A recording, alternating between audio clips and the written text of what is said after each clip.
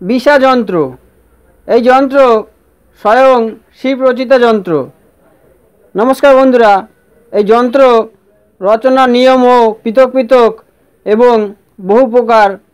এই যন্ত্রের প্রত্যেকটি রূপ নিজে থেকেই অতিশয় প্রভাবশালী এবং নিশ্চিত ফলদায়ক।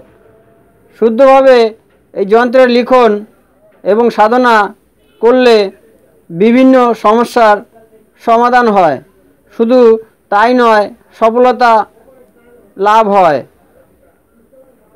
বন্ধুরা, তাই ভিডিওটি ভালো লাগলে লাইক, শেয়ার, কমেন্ট করতে ভুলবেন না। আর এই ধরনের ভিডিও পেতে চাইলে আমাদের পেজটি ফলো, সাবস্ক্রাইব করে আমাদের সঙ্গে থাকুন। বন্ধুরা,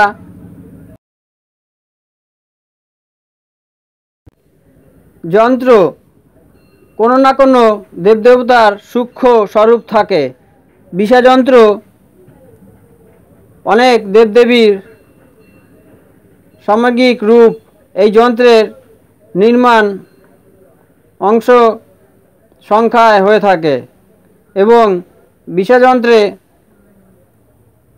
বন্ধুরা, যন্ত্রের লেখার সময় জল ভর্তি একটি কলস নিজের সামনে স্থাপন করবেন এবং দিন হোক বা রাত প্রদীপ জ্বালিয়ে তার সামনে বসে যন্ত্র লিখতে হবে।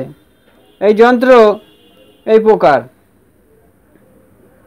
এই যন্ত্র স্বয়ং শিব রচিতা যন্ত্র, তাই এ খুবই কার্যকারী এবং প্রভাবশালী যন্ত্র। বন্ধুরা, প্রথমে যন্ত্রটি লিখে বিধিবিধান অনুযায়ী পুজো করতে হবে। পুজোতে ধূপদীপ নৈবেদ্য পুষ্প দিয়ে দ্বারা পুজো করা আবশ্যক।